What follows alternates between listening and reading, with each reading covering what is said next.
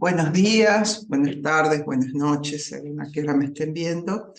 Bueno, hoy continuamos con el Antiguo Testamento y yo me voy a dedicar a desarrollar la parte narrativa de Éxodo y Números. En la parte legislativa, ya voy a explicar un poquito, le va a tocar a Amanda. Voy a empezar a compartir pantalla.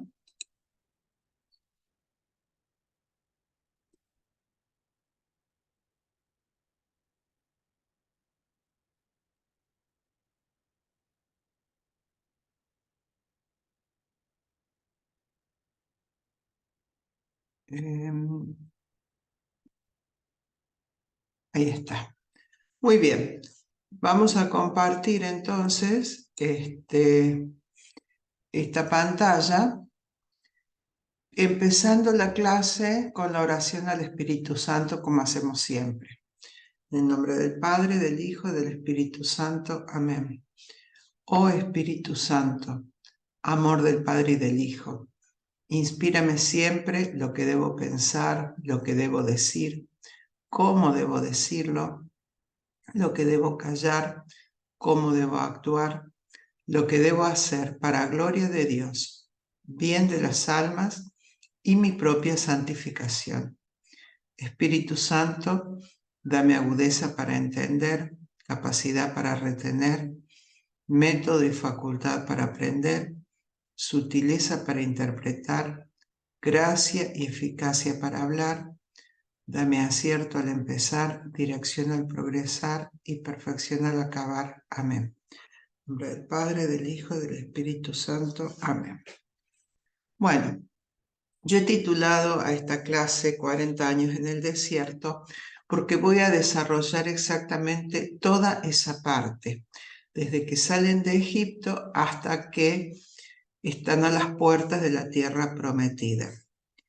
Esto está narrado en los libros de Éxodo y Números. En la bibliografía que yo he usado son dos libros de Sicre José Luis, el Pentateuco, Introducción al Antiguo Testamento, varios artículos de Ariel Álvarez Valdés, una conferencia de Sicre sobre el Antiguo Testamento y el libro de Isaac Asimov, La Tierra de Canaán. Antes que nada, les voy a decir que estas historias justamente son historias, pretenden narrar la historia de un pueblo. Y la historia, la ciencia de la historia, está descubriendo muchas cosas y sigue descubriendo. La historia es una ciencia blanda, quiere decir que cambia a medida que se van haciendo descubrimientos arqueológicos o las distintas hipótesis. Por eso a veces quedarnos en una postura muy rígida, para la historia no es buena. Este libro tiene varios años, por lo tanto los datos que yo les doy pueden ser revisados y corregidos por algún biblista más moderno, pero bueno, es un acercamiento, nada más que como para que uno pueda acercarse a estos textos con una mente amplia. Bueno, acá tenemos a Moisés caminando por el desierto con los levitas llevando el arca y todo el pueblo detrás. Voy a empezar haciendo un resumen de estos dos libros. El Éxodo comienza con que, acuérdense el Génesis cómo termina, con que José es primer ministro de Egipto y lleva a su pueblo a vivir con él a la abundancia de Egipto. Y 400 años más tarde, resulta que sube el poder, ahí empieza el Éxodo, sube el poder un emperador que no conoce a José y los esclaviza y ordena que se maten a todos los niños que nacen israelitas. Ya vamos a ver eso. Ante esta situación claman a Dios. Moisés es enviado por Dios para liberarlos. Finalmente, después de todas esas plagas y esos prodigios, ellos huyen o son expulsados, o sea, el texto dice las dos cosas, y aquí se produce una encerrona frente al mar, parece que los carros del faraón los persiguen, entonces parece que van a...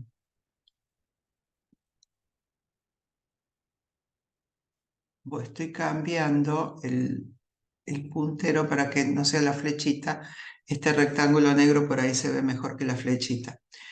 Ellos se les produce una encerrona frente al mar, los carros del faraón los persiguen y van a morir en manos de los egipcios. Se abre el mar, cruzan el mar Rojo, los egipcios se ahogan y ellos continúan. Y esto, aquí llegamos al capítulo 15 del Éxodo. A continuación, sigue una serie de textos muy cortitos. Ellos caminan 3 días por el desierto, llegan a un lugar donde hay aguas amargas, Dios se lo soluciona por medio de Moisés, llegan a un oasis donde acampan, siguen hacia el sur, tienen hambre, dicen que se van a morir de hambre, Dios se lo soluciona, ahí se produce el relato del maná y las codornices, y aquí no se ve en el mapa, está el monte Sinaí, aunque algunos lo ubican del otro lado. Bueno, es toda una discusión estas cosas.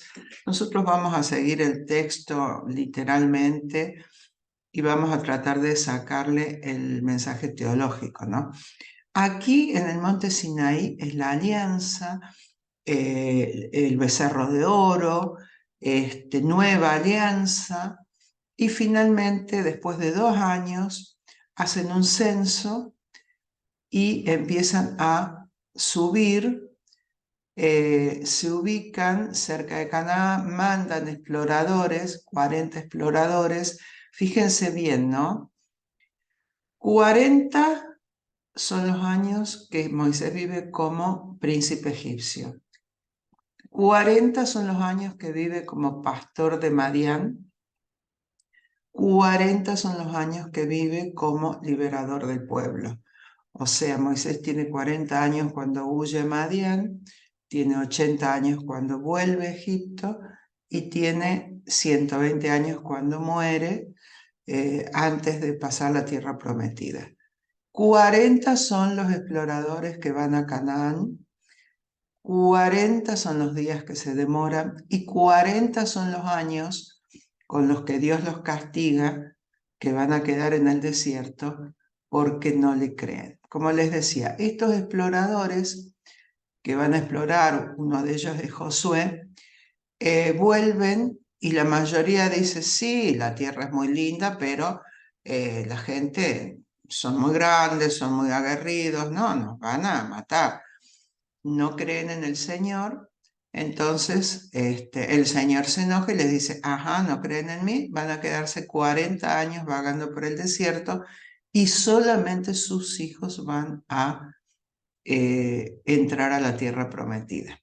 Bueno, después de esos 40 años, días más, días menos, continúan subiendo, rodean Edom, atraviesan Moab, tienen guerras, ya ahora estoy narrando el libro de los números, tienen guerras con distintos pueblos y los vencen, y por eso algunas tribus, Rubén y Gad, se reparten, digamos, las tierras al este del Jordán, y finalmente, después de varios episodios, es un libro muy narrativo, tiene muchísimas narraciones pequeñas, números.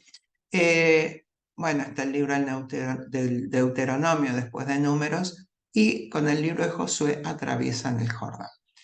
En el libro del Deuteronomio se narra la muerte de Moisés. Esto es a grandes rasgos lo que nos narran estos dos libros, Éxodo y Números. Aquí les estoy mostrando, esto así en rosita es el reino de Saúl. Ven que hay una parte del reino que está al este del Jordán. O sea, la tierra prometida supuestamente es aquí, pero en realidad tenemos una parte al este y una parte al oeste, que sería todo Palestina. A ver, como para ir adelantando. Esta parte, aquí está Fenicia y aquí está Filistea. Los filisteos, como vamos a ver enseguida, llegan a la región al mismo tiempo que los israelitas. O sea, más o menos cuando los israelitas, supuestamente de la mano de Josué, penetran por el este, los filisteos son un pueblo que viene del norte y se instalan a orillas del mar. Nunca, nunca pudieron vencerlos. En realidad, David hizo un pacto con ellos y los filisteos están ahí hasta el día de hoy, en la Franja de Gaza. Los fenicios son un pueblo también muy antiguo, un pueblo de comerciantes y de marinos, y ningún imperio tampoco pudo, salvo los romanos, que los romanos no había quien se les resistiera a los romanos, porque las ciudades de Tiro y Sidón estaban muy bien fortificadas y además porque eran comerciantes. Bueno, como para ubicarnos en la región. Y esto así, estos límites celestes son el reino de David y Salomón, gigante. Vamos a ver un poquito de historia, comparando la historia bíblica con la historia religiosa. Si nosotros nos vamos al Génesis, hacia el año 2000, 1800, depende, al 1700, son lo que nos narra el Génesis capítulo 12 y siguientes. La historia de Abraham, de Isaac, de Jacob, que acuérdense que Dios le cambia el nombre por Israel, y de los 12 hijos de Jacob. Ahora, ¿qué nos dice la historia profana? La historia profana nos dice que tribus nómades y seminómades de origen semita recorren la región apacentando sus ganados. Nosotros aquí tenemos la media luna fértil, que algunos la extienden a Egipto y otros consideran que esto es la media luna fértil y Egipto, que está más o menos por acá, es otra cosa. Acá en la Mesopotamia hay imperios, reinos, se suceden las dinastías, los detalles de la historia no los conozco, y en Egipto hay un reino permanente, o sea, Egipto es una nación antiquísima, tiene de todo Egipto, porque al sur tiene minas de oro y plata y el Nilo hace que sea todo una región muy fértil y además el Nilo es su vía de transporte. Aquí en la Palestina, esta zona, que también es fértil, pero no tanto como los otros dos, no se puede nunca desarrollar porque tanto Egipto como Mesopotamia tratan de controlarla, porque esto es un camino, una ruta, la ruta de las caravanas, de los ejércitos. Egipto con Mesopotamia nunca se pelean directamente, están muy lejos, comercian sí, pero no se pelean, pero sí se pelean a través del control de esta zona. Entonces, en esta zona, salvo los fenicios, todos los demás en realidad son ciudades-estado pequeñitas.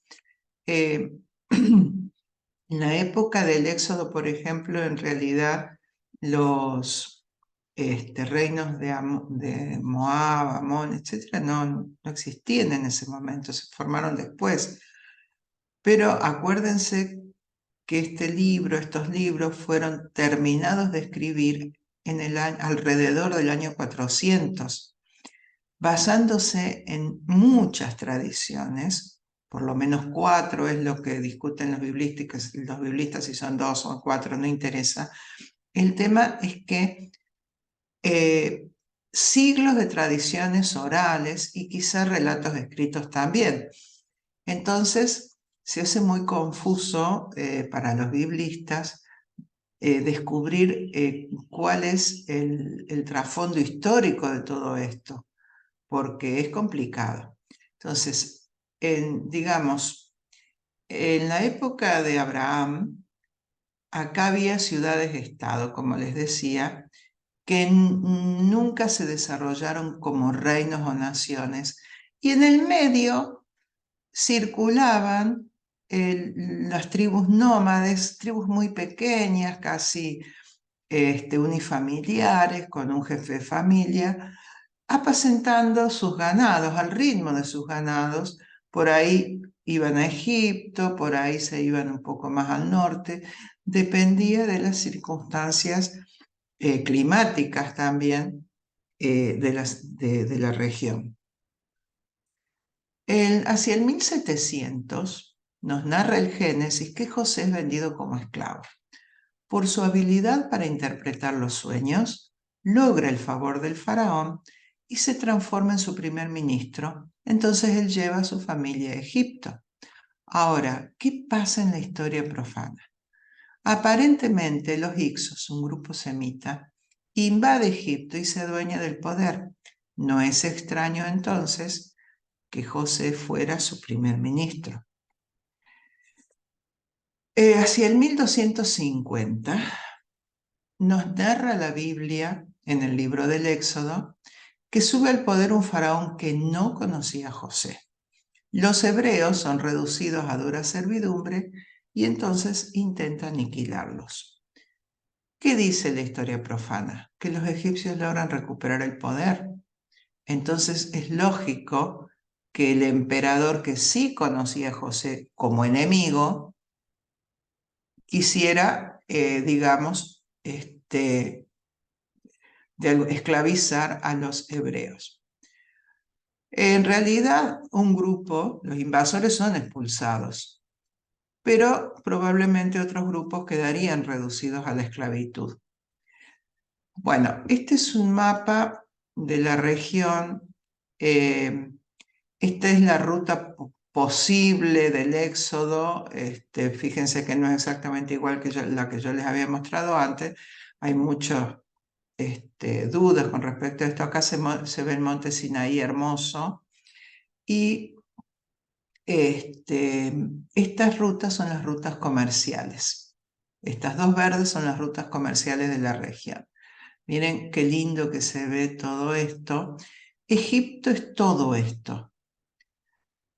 Cuando los hicsos invaden Egipto, se apoderarían de esta zona y los faraones, los egipcios, se recluirían más al sur, se harían fuertes y cuando se hacen fuertes atacan y logran recuperar el poder de todo Egipto, expulsan a los invasores y esclavizan a otros. Eso sería una hipótesis para una explicación de toda esta situación.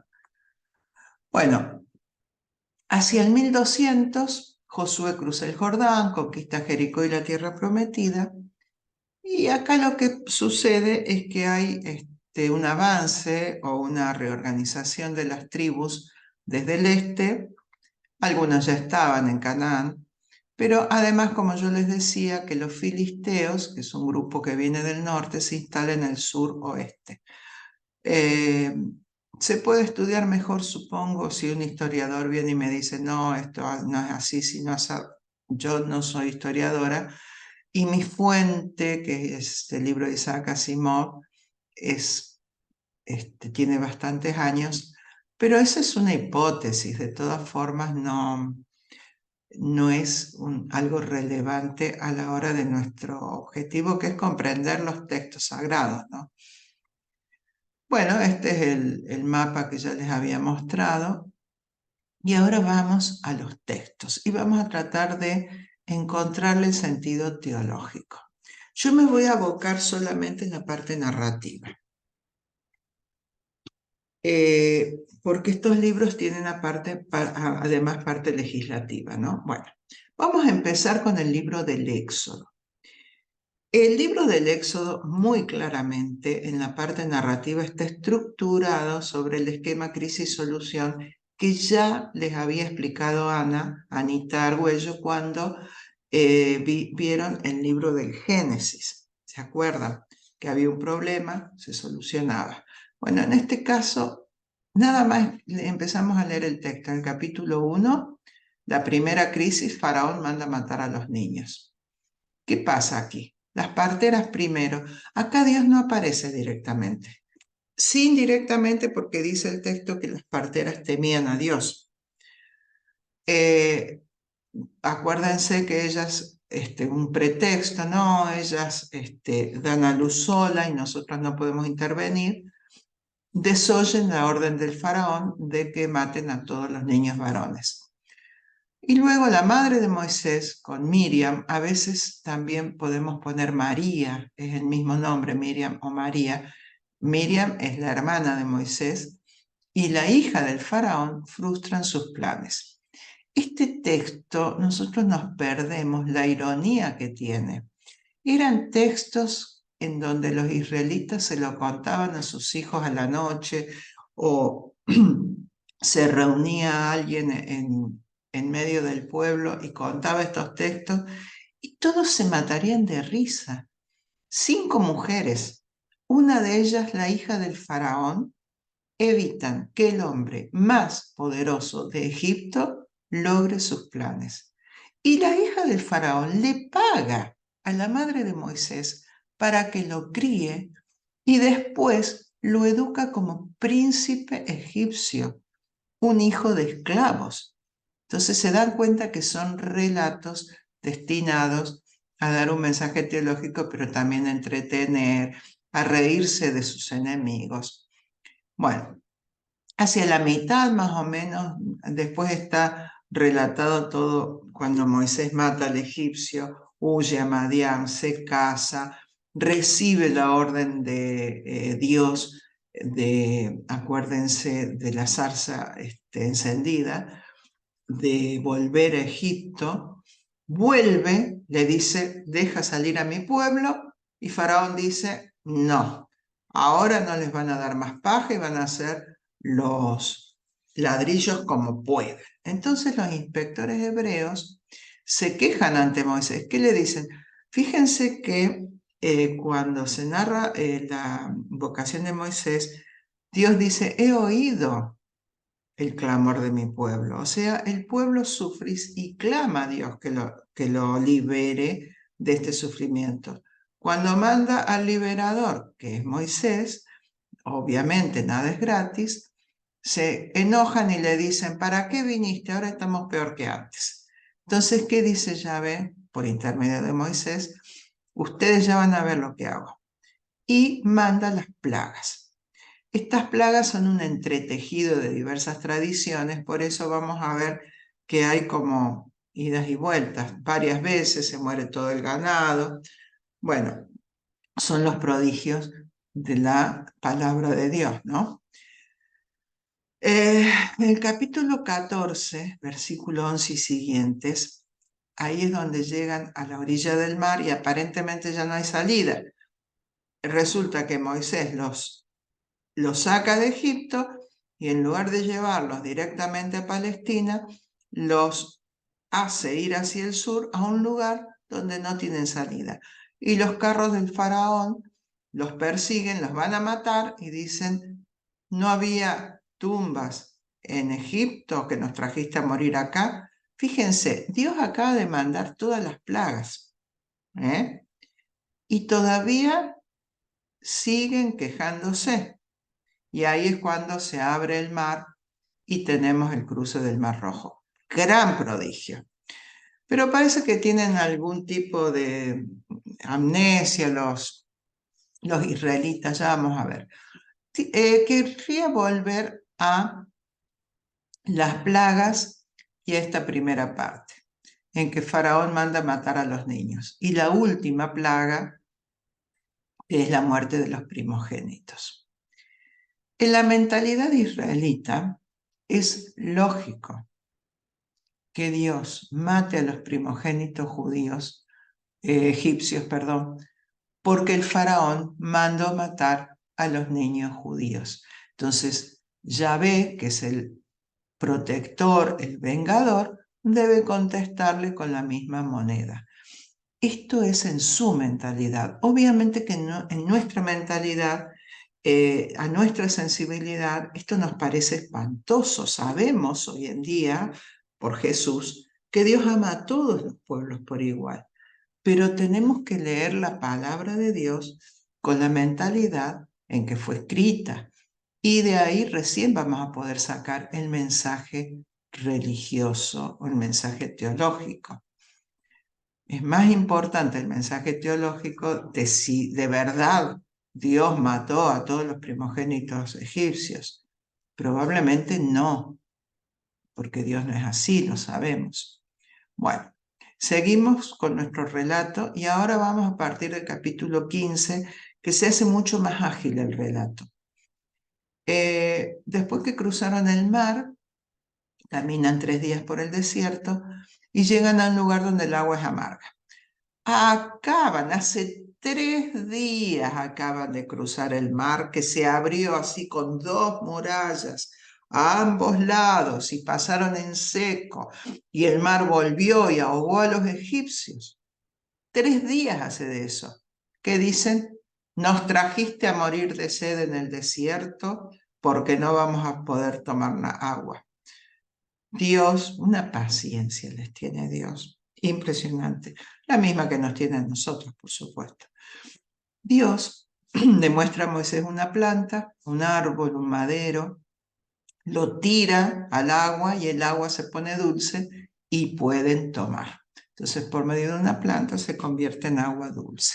Este texto lo vamos a leer porque es muy bonito. El pueblo murmuró contra Moisés diciendo, ¿qué vamos a beber? Entonces Moisés invocó a Yahvé, y Yahvé le mostró un madero que Moisés echó al agua, y el agua se volvió dulce. Allí dio a Israel decretos y normas. Fíjense que ya aquí empezamos con la parte legislativa, no se dice qué, pero ya ahí empezamos a tener decretos y normas. Y allí lo puso a prueba. No dice qué, pero el texto dice que en ese lugar ya empezamos a organizarnos como nación.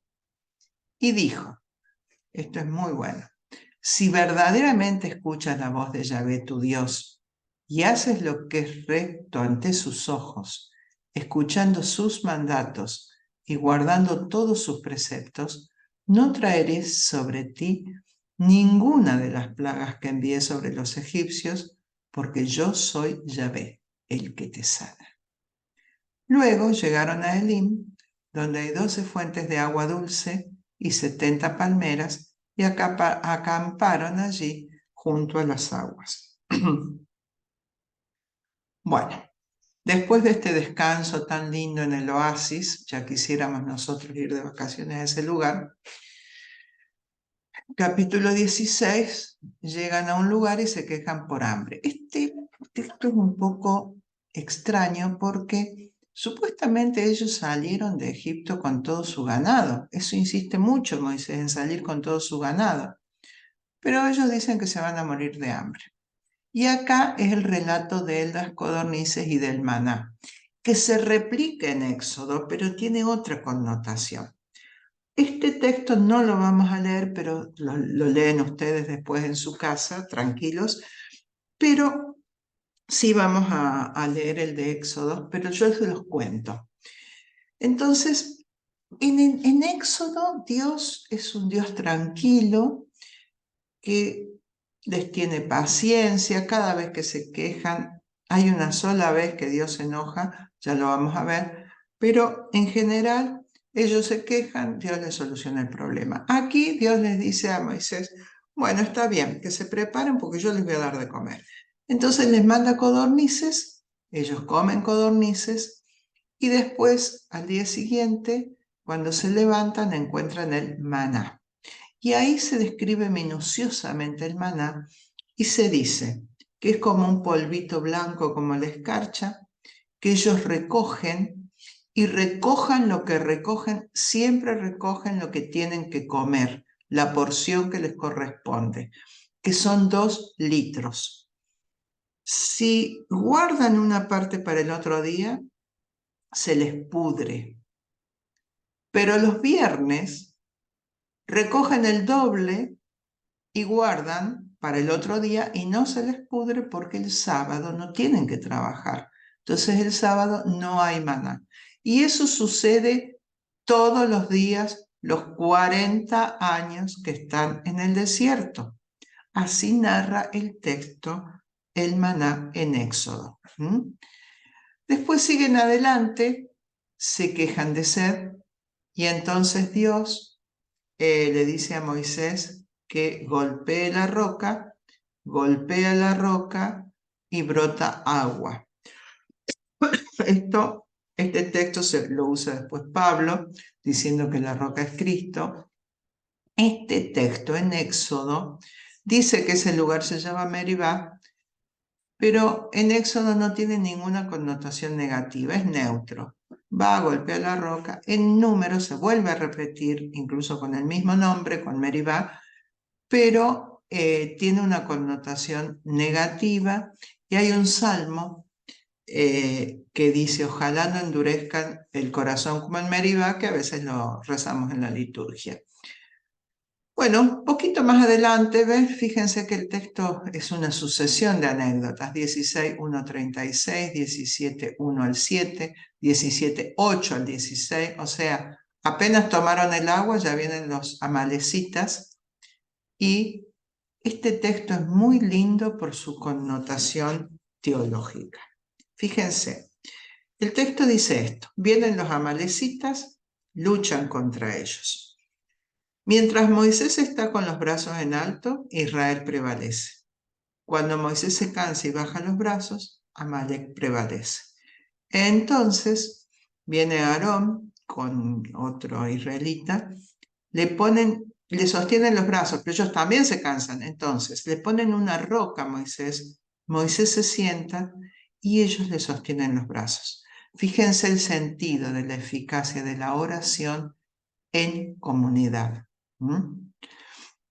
Bueno, después este texto no es una crisis, pero es un momento importante que también está replicado en Éxodo y en el Deuteronomio de manera diferente. Acá está la visita del suegro de Moisés, Jetro. En Números está replicado esto, pero ya Jetro no tiene el mismo nombre, tiene otro nombre.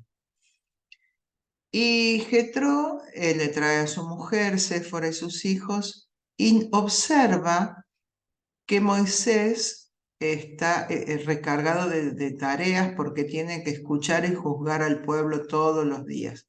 Entonces, Jetro le da un consejo de sentido común: nombra jefes para que sean ellos los que juzguen al pueblo y no tengas vos que estar permanentemente ocupándote de los casos menores.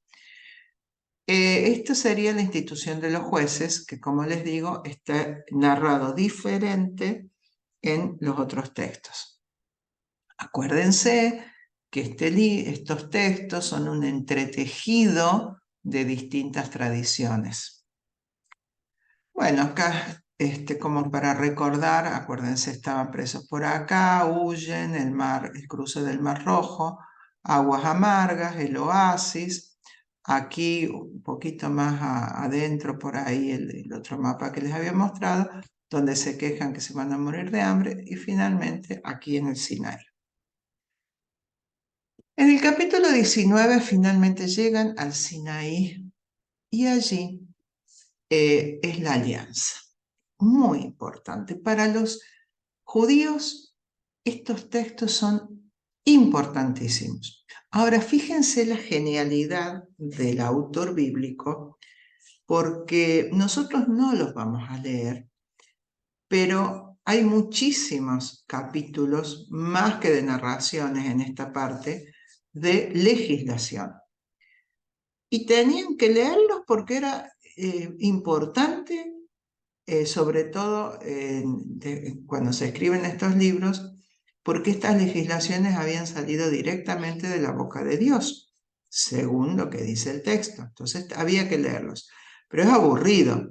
Entonces, ¿qué hacen? Los van salpicando con relatos. Fíjense, al tercer mes de la salida de Egipto, ese mismo día, llegaron los hijos de Israel al desierto de Sinaí. Partieron de Refidim y al llegar al desierto de Sinaí acamparon en el desierto. Moisés subió hacia Dios. O sea, hay varias veces que Moisés sube al monte. No vamos a detenernos en eso, ustedes léanlo si quieren después con detalle. Yahvé le llamó desde el monte y le dijo: Así dirás a la casa de Jacob, y esto anunciarás a los hijos de Israel. Ya han visto lo que he hecho con los egipcios y cómo los he llevado sobre alas de águila y los he traído a mí. Ahora pues, si de veras escuchan mi voz y guardan mi alianza, ustedes serán mi propiedad personal entre todos los pueblos, porque mía es toda la tierra. Esta afirmación estrictamente monoteísta solo puede ser formulada en el año 400, porque cuando Israel huye de Egipto, supuestamente hacia el 1200, ellos eran fieles a Yahvé y los profetas predican a Yahvé, pero sin dejar de reconocer que otros pueblos pueden tener otros dioses. Cuando ellos vuelven del destierro, vuelven estrictamente monoteístas, y es cuando se escriben estos textos. Porque mía es toda la tierra, de Yahvé, sea el único Dios. Serán para mí un reino de sacerdotes y una nación santa. Estas son las palabras que has de decir a los hijos de Israel. Fue pues Moisés y convocó a los ancianos del pueblo y les expuso todas estas palabras que Yahvé le había mandado. Todo el pueblo a una respondió diciendo, haremos todo cuanto ha dicho Yahvé. Esta frase es una muletilla que se repite en todo en diversas partes de estos textos. Da una legislación y el pueblo contesta eso, y el pueblo hizo todo cuanto dijo Yahvé, se repite muchas veces. Y esto es muy importante porque no sé si ustedes recuerdan en las bodas de Caná lo que dice María a los sirvientes: hagan todo lo que él les diga. Y esta es una afirmación del evangelista de la divinidad de Jesús. Estos textos del Antiguo Testamento, cuando los leemos a la luz del Nuevo, son muy importantes. Y Moisés llevó a Yahvé la respuesta del pueblo. Yahvé dijo a Moisés: ve donde el pueblo y haz que se santifiquen hoy y mañana, porque al día tercero descenderá Yahvé a la vista de todo el pueblo sobre el monte Sinaí. Deslinda el contorno de la montaña y di: guárdense de subir al monte y aún de tocar su falda. Todo aquel que toque el monte morirá. Al tercer día, al rayar el alba, hubo truenos y relámpagos y una densa nube sobre el monte y un poderoso resonar de trompeta, y todo el pueblo que estaba en el campamento se echó a temblar. Una teofanía. Yahvé bajó al monte Sinaí, a la cumbre del monte. Llamó Yahvé a Moisés a la cima de la montaña y Moisés subió. Y aquí es entonces el decálogo. Entonces pronunció Dios todas estas palabras diciendo.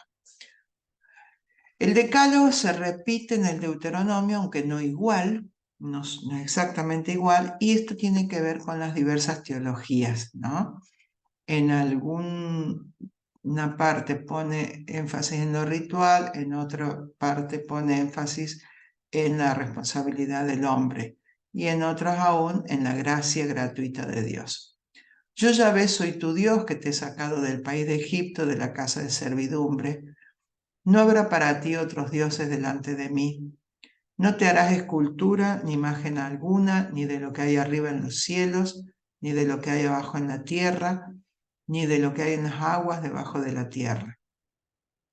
No te postrarás ante ellas ni les darás culto, porque yo, Yahvé, tu Dios, soy un Dios celoso, que castigo la iniquidad de los padres en los hijos hasta la tercera y cuarta generación de los que me odian, y tengo misericordia por millares con los que me aman y guardan mis mandamientos. No tomarás en falso el nombre de Yahvé tu Dios, porque Yahvé no dejará sin castigo a quien toma su nombre en falso. Recuerda el día del sábado para santificarlo. 6 días trabajarás y harás todos tus trabajos, pero el día séptimo es día de descanso para Yahvé, tu Dios. No harás ningún trabajo, ni tú, ni tu hijo, ni tu hija, ni tu siervo, ni tu sierva, ni tu ganado, ni el forastero que habita en tu ciudad. Si el descanso sabático es para todo el mundo, no solamente para los israelitas. Honra a tu padre y a tu madre para que se prolonguen tus días sobre la tierra que Yahvé tu Dios te va a dar. No matarás, no cometerás adulterio, no robarás, no darás testimonio falso contra tu prójimo, no codiciarás la casa de tu prójimo, ni codiciarás la mujer de tu prójimo, ni su siervo, ni su sierva, ni su buey, ni su asno, ni nada que sea de tu prójimo. Y ahí solemos quedarnos nosotros, son los 10 mandamientos, listo, ahí están en las dos tablas 5 y 5. Por lo menos así nos lo pintó Hollywood en la película esta con, bueno, ya no me acuerdo el nombre del actor. Pero no, cuando estamos leyendo el texto nos encontramos que hay 3 capítulos con leyes civiles. Entonces ahí está, si tenés un esclavo hebreo, si ellos acaban de salir de la esclavitud, tienen que ser todos libres. Si tenés un toro que cornea, si matás de casualidad a una persona, un montón de leyes civiles que seguramente fueron elaboradas a través de siglos de civilización, antes incluso de los reinados, pero también durante el reinado de Saúl, David, Salomón y después en los 2 reinos, que son aquí recopiladas y puestas en boca de Moisés como dictadas por Dios para darles justamente autoridad. Y los israelitas en la época de Jesús pensaban firmemente que era Moisés, o sea, Yahvé, el que les había dado estas leyes. Pero después, del capítulo 25 al 31, están todos los detalles del santuario, en donde tenemos, por ejemplo, si ustedes le echan un vistazo, cómo hay que hacer el santuario con telas de púrpura, rojo, escarlata y violácea.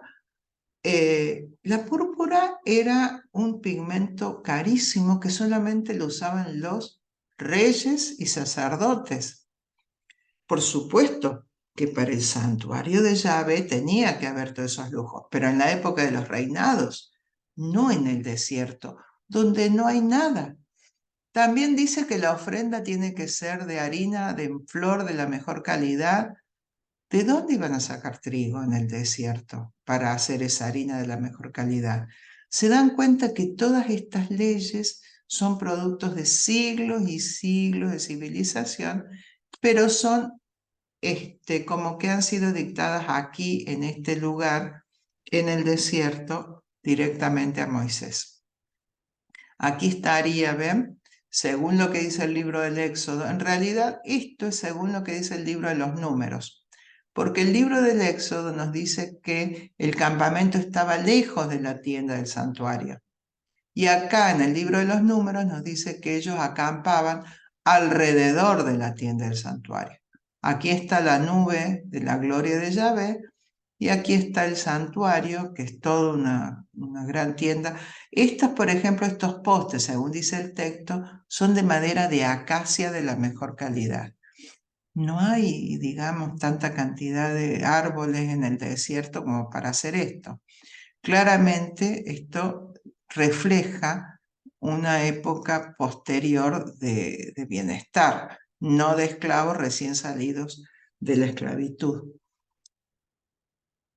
Bueno, y entonces aquí el texto se interrumpe abruptamente porque sucede el episodio del becerro de oro, la apostasía. No lo voy a transcribir, ustedes lo leen. Moisés está 40 días en la cima del monte y Dios escribe con su dedo en las 2 tablas que lleva Moisés todas estas leyes. ¿Cómo lo escribe? No lo explica. En las películas es como que sale un rayo y escribe Dios ahí. ¿Y cómo entran todas esas leyes en 2 tablas? Tampoco lo explica mucho. Claro, Hollywood hace poner los 10 mandamientos y nada más, ahí sí. Pero el texto dice que están todas las leyes en las tablas. Y aquí se produce la crisis más fuerte de todas, porque acá el que se enoja es Dios y amenaza con destruir al pueblo. Entonces ya no es el hambre, la sed, los egipcios y Dios aparece como el gran liberador y los protege de todo. Es Dios el que se enoja y los quiere destruir. Entonces, el episodio del becerro de oro es que, como les decía, Moisés estuvo 40 días allá arriba en el monte, Dios dictándole las leyes, escribiéndoselas en la tabla. Ellos abajo dicen, bueno, se fue hace 40 días, se murió. Entonces le exigen a Aarón, haznos un Dios, porque Moisés ya no está y no sabemos dónde está el Dios que nos presentó Moisés. Entonces Aarón les pide el oro que tienen, de dónde sacan tanto oro no se explica, y hace un becerro de oro y se sientan a comer, les ofrecen sacrificios. ¿De dónde sale todo eso? Que estaban a punto de morirse de hambre hace un tiempito, y si no tienen el maná que Dios les dio, les da, se mueren de hambre, pero ellos se sientan a comer, hacen sacrificios y bailan alrededor del becerro, y entonces ahí se produce este episodio que ahora se los vamos a leer. Bueno, vamos a ver el becerro de oro. Entonces habló Yahvé a Moisés y dijo, anda, baja, porque tu pueblo, el que sacaste de la tierra de Egipto, ha pecado. ¿Vieron como esos padres que cuando el hijo se porta mal se dicen tu hijo, no tu hijo? Bueno, parece que ahí están Dios y Moisés en esta situación. Bien pronto se han apartado del camino que yo les había prescrito. Se han hecho un becerro fundido y se han postrado ante él. Le han ofrecido sacrificios y han dicho, este es tu Dios, Israel, el que te ha sacado de la tierra de Egipto. Y Yahvé dijo a Moisés, ya veo que este pueblo es un pueblo de dura cerviz. Déjame ahora que se encienda mi ira contra ellos y los devore. De ti, en cambio, haré un gran pueblo. O sea, los va a destruir Dios. Y entonces, pero Moisés trató de aplacar a Yahvé su Dios diciendo, ¿por qué, oh Yahvé, ha de encenderse tu ira contra tu pueblo, el que tú sacaste de la tierra de Egipto con gran poder y mano fuerte? ¿Van a poder decir los egipcios, por malicia los ha sacado, para matarlos en las montañas y exterminarlos de la faz de la tierra? Abandona el ardor de tu cólera y renuncia a lanzar el mal contra tu pueblo. Acuérdate de Abraham, de Isaac y de Israel, siervos tuyos, a los cuales juraste por ti mismo. Multiplicaré vuestra descendencia como las estrellas del cielo. Toda esta tierra que os tengo prometida, la daré a vuestros descendientes, y ellos la poseerán como herencia para siempre. Y Yahvé renunció a lanzar el mal con que había amenazado a su pueblo. Hermoso el texto. Un sacerdote una vez me dice que este texto, así como el texto cuando Abraham habla con Dios sobre la destrucción de Sodoma y Gomorra, hay que leerlos a la inversa, porque es el hombre el que siempre está dispuesto a destruir, el que no tiene paciencia, y es Dios el que dice un poquito de tiempo más, un poquito de tiempo más, el que siempre está apostando por el hombre.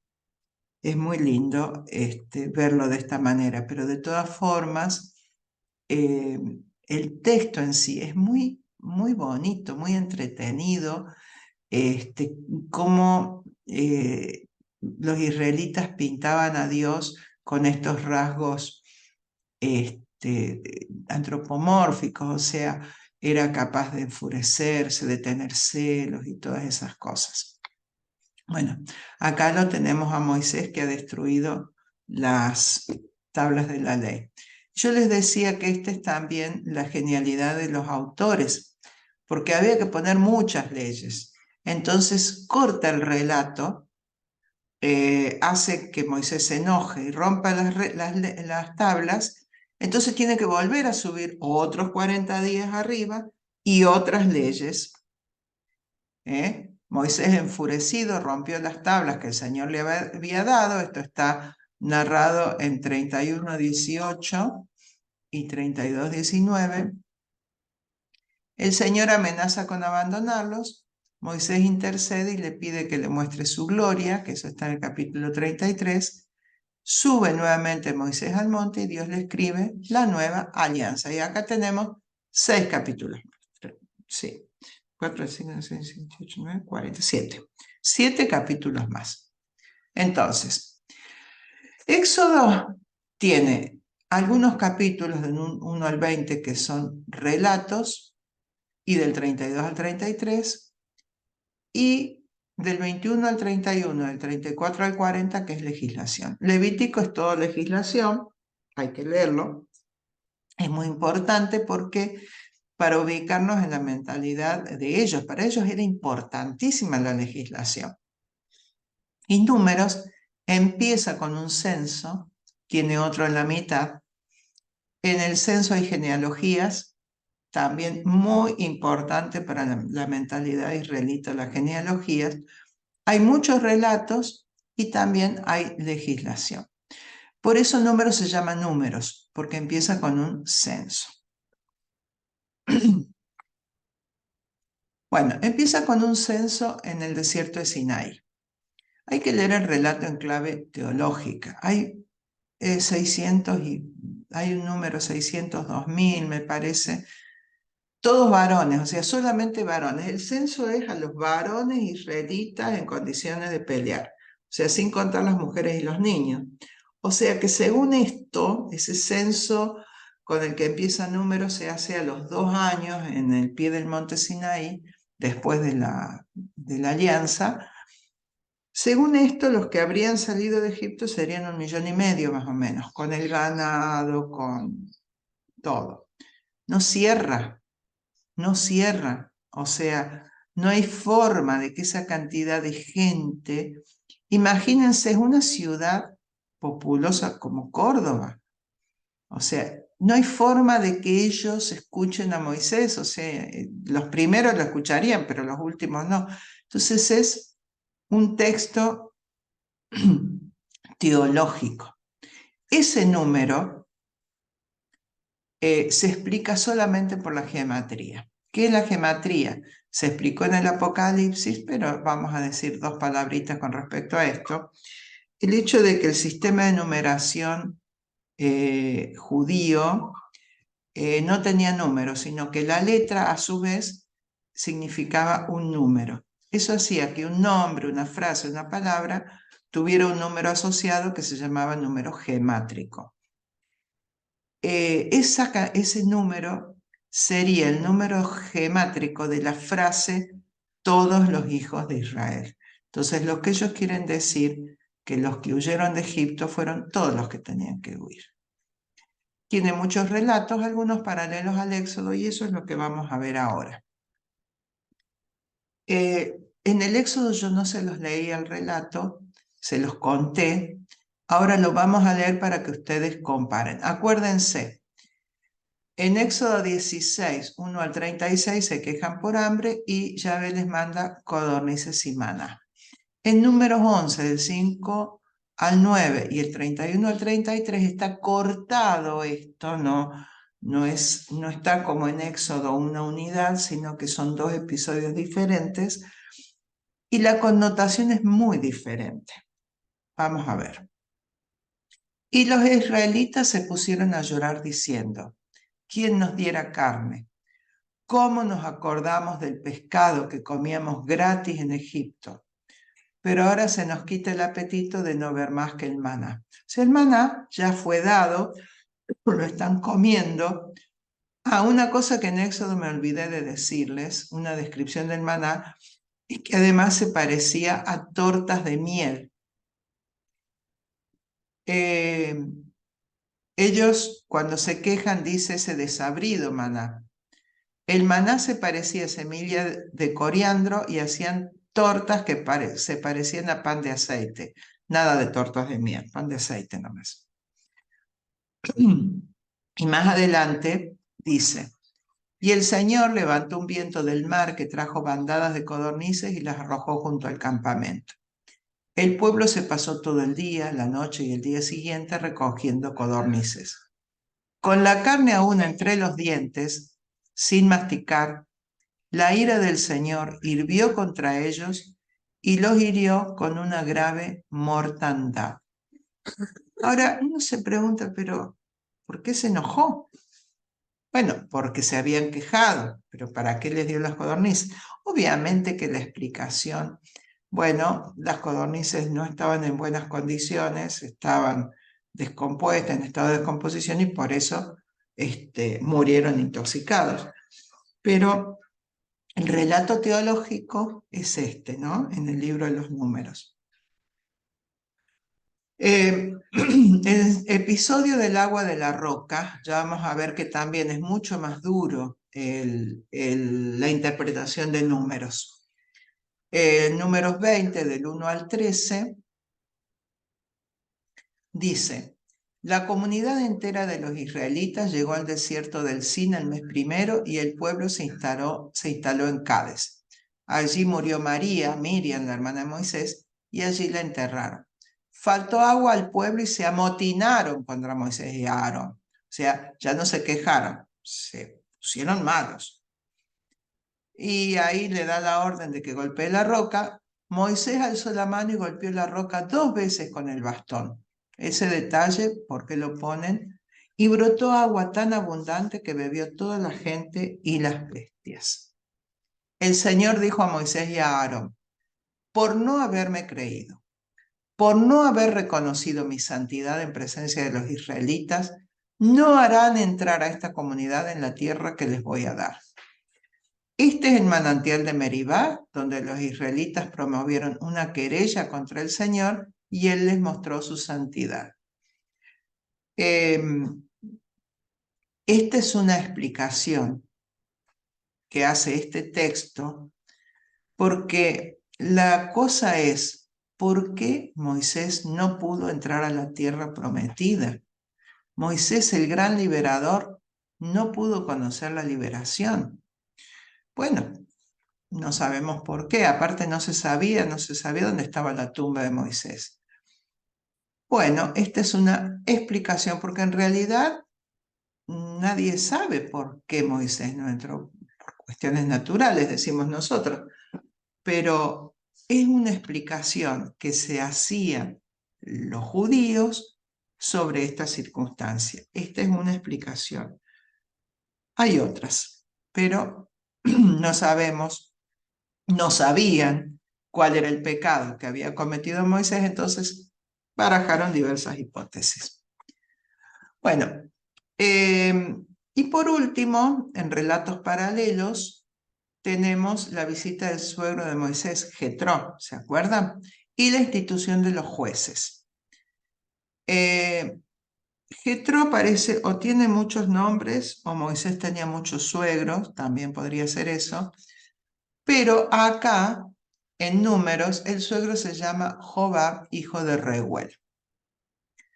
Y fíjense que en los números, en el libro de los Números, Moisés se están por ir, ya le dice Jobab: bueno, me voy a mi casa, yo ya no quiero estar más, me cansé, quiero ir a mi casa. Y le dice Moisés: no nos dejes, porque conoces este desierto y los lugares donde acampar. Lo cual no se condice con el relato de Números, de Éxodo, e inclusive el de Números, porque según los textos, era la columna de fuego o la nube, la gloria del Señor, la que los guiaba. O sea, ¿para qué lo necesitan a Jobab o a Jetro, el suegro de Moisés, si después de todo era el Señor el que los guiaba? Mucho mejor va a ser que cualquier ser humano, ¿no? Bueno, esas son las inconsistencias internas del texto, por lo que les decía, como son varias tradiciones, ellos no tienen problema.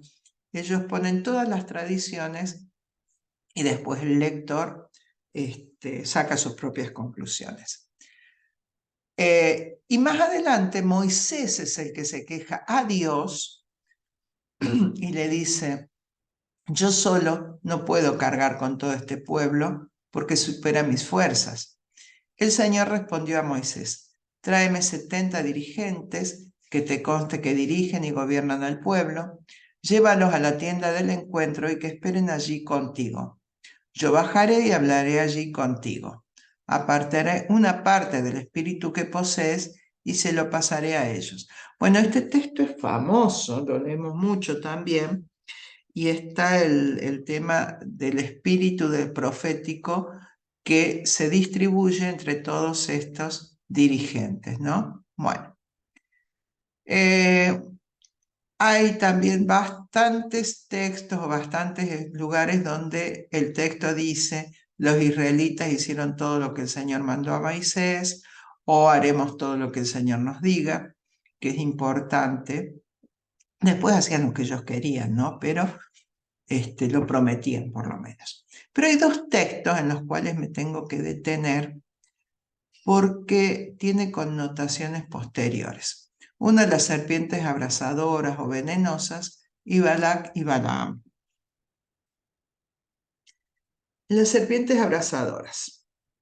Está en Números 21 del 4 al 9. El pueblo habló contra Dios y contra Moisés. Y el Señor envió contra el pueblo serpientes venenosas que los mordían y murieron muchos israelitas.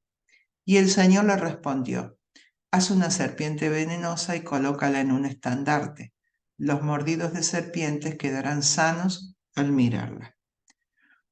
En el libro segundo de los Reyes, capítulo 18, versículo 4, dice que Ezequías, el rey, bisabuelo o tatarabuelo de Josías, que inicia la primera gran reforma religiosa. Después Josías es el que la retoma y la completa e inicia la historia deuteronomista. Dice que suprimió los santuarios paganos, destrozó los postes, Ezequías, ¿no? Destrozó los postes sagrados, rompió las piedras conmemorativas y trituró la serpiente de bronce que había hecho Moisés, porque los israelitas seguían todavía quemándole incienso. La llamaban Nehustam. Tenemos entonces este texto que es anterior al que estamos leyendo ahora, y este texto es un intento de explicación de por qué había un símbolo pagano, porque las serpientes eran un símbolo pagano, en el templo de Jerusalén. Es interesante este texto y los biblistas sacan muchas conclusiones al respecto. Y el otro texto que es importante, pero es muy largo porque son 3 capítulos, yo se los resumo. Balac, rey moabita, tiene miedo de Israel y manda a buscar a Balaam para que no maldiga a Israel, para que maldiga a Israel. Entonces Balaam dice: no, voy a ver lo que me dice Dios. Balaam es un profeta pagano, o sea, está ahí en el norte, viene de Siria, de orillas del Éufrates, pero aquí el texto lo pone como un profeta de Dios. Entonces dice: voy a ver lo que me dice el Señor. Dios le dice: no se te ocurra ir porque yo no quiero que maldigas a este pueblo. Bueno, pero como insiste Balac, al final va y se le pone un ángel en el camino, el famoso texto de la burra de Balaam, que le habla con las orejas, y finalmente, cuando llega, le hace hacer un altar a Balac, ofrecer sacrificios, y empieza a hablar contra Israel, pero en lugar de maldecirlo, lo bendice. Y en el texto hay una parte en el cual el profeta, depende de las traducciones, pero habla de una estrella o de una constelación. Estoy viendo a la estrella de Israel que sube, que viene del este. Está hablando del pueblo, claro, pero es interesante este texto porque después Mateo lo toma porque los magos siguen la estrella que va a mostrar, que viene del este y que va a mostrar el lugar donde nació el verdadero rey de Israel. Así que vamos a dejar de compartir la pantalla. Esto ha sido muy por encima y bueno, podemos disentir en muchas cosas, por ahí no estamos de acuerdo. Espero que por lo menos les sirva para hacer una lectura interesante de esto, ¿no? En mi caso particular, cuando yo he leído estos textos, me ha parecido más que la historia de Israel, la historia de cada uno. ¿Cuántas veces le pedimos a Dios algo y cuando se nos da, nos quejamos del esfuerzo que significa ese algo? No tengo trabajo, Dios dame trabajo. Bueno, ahora me tengo que levantar temprano, me tengo que cansar y al final de cuentas no gano tanto como yo pensaba. Y así como el pueblo de Israel, y nos olvidamos. Tenemos una pequeñita dificultad y nos olvidamos todo lo maravilloso que nos da Dios todos los días y nos quejamos porque, no sé, porque tenemos la uña encarnada, ay, ¿por qué a mí? Y nos olvidamos de la vida que nos da y de la familia. Bueno, cada uno sacará sus propias conclusiones, pero esto pretende ser solamente una ayuda para que podamos leer mejor estos textos sin prestarle tanta atención a los detalles y sí, por supuesto que los detalles son muy lindos, pero sí poner más énfasis en el mensaje teológico. Muchas gracias.